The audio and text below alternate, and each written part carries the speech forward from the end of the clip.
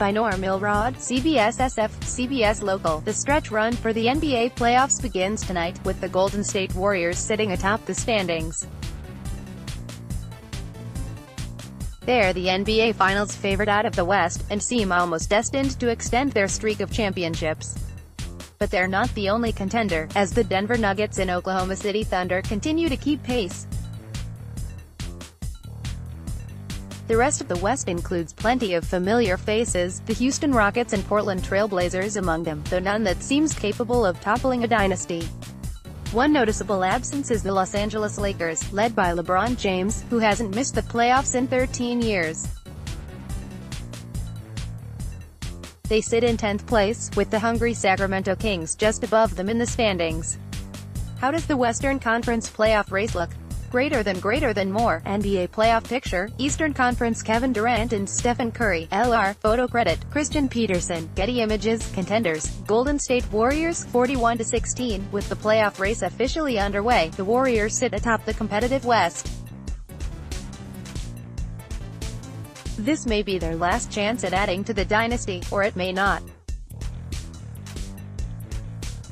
Stephen Curry and Kevin Durant are both among the NBA's top 5 scorers, putting up 28.6 and 27.6 points per game respectively, with Curry making an impressive 44.4% of his threes. Klay Thompson adds another 21.9 points, and DeMarcus Cousins contributes 13.9 in limited minutes, as the team leads the league in scoring with 118.8 points per game. The Warriors have made the NBA Finals the last 4 years, winning 3 of the series.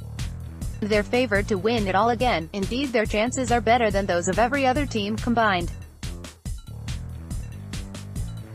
Denver Nuggets, 39-18. Will Barton of the Denver Nuggets is guarded by Kevin Durant.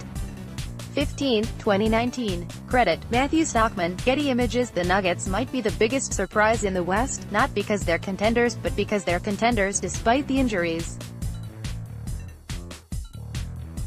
3 of the team's 5 starters, including Will Barton and Gary Harris, have missed significant time this season. However, Nikola Jokic is averaging 20.4 points per game, along with 10.6 rebounds and 7.7 assists on an offense that caters to his strengths.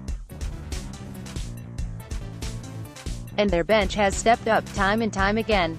Denver only puts up 112 points per game, worse than every other current playoff team in the Western Conference except the Utah Jazz.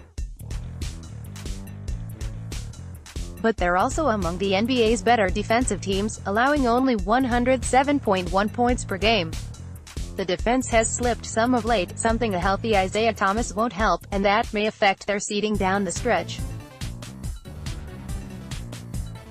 Still, the Nuggets will be a tough out in the West. Oklahoma City Thunder, 37-20. Russell Westbrook isn't quite the player he's been in past seasons, and yet he's still special. In his 11th season, his scoring has slipped to 21.7 points per game, over a point below his career average. But he's leading the league with 11.2 assists, a full 2 assists ahead of Kyle Lowry. And he's pulling down 11.2 rebounds, as a point guard. Paul George, the NBA's second leading scorer with 28.7 points per game, is now the go-to guy in OKC.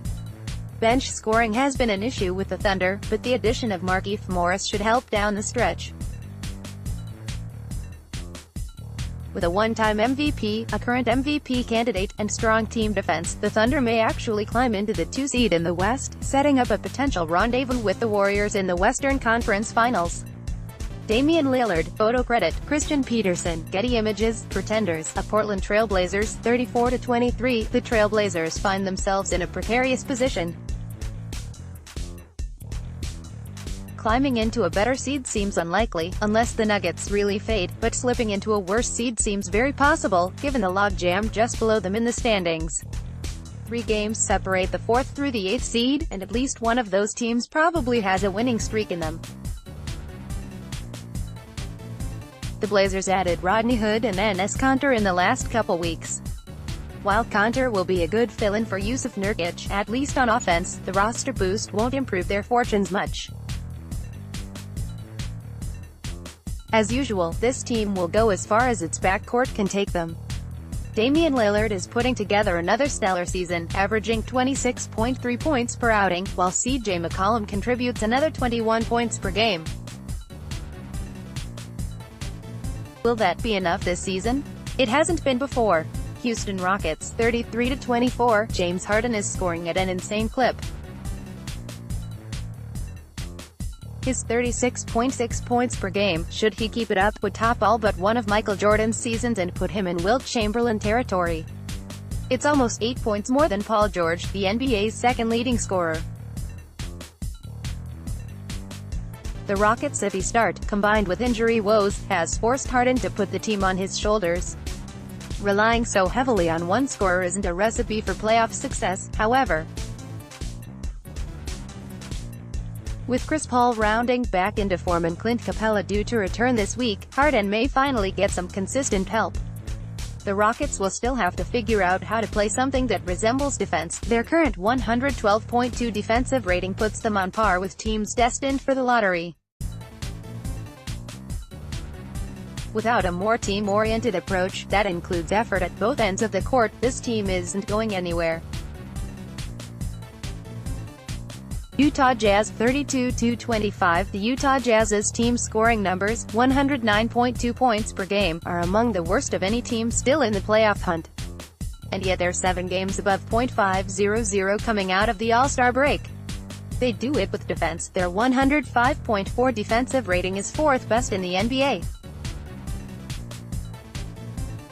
Donovan Mitchell is averaging 22.4 points per game in his second season, while Rudy Gobert hauls in 12.9 rebounds. The Jazz will enjoy one of the league's easiest schedules down the stretch and have shown they can win the games they're supposed to. This team could easily climb into the 4 seed.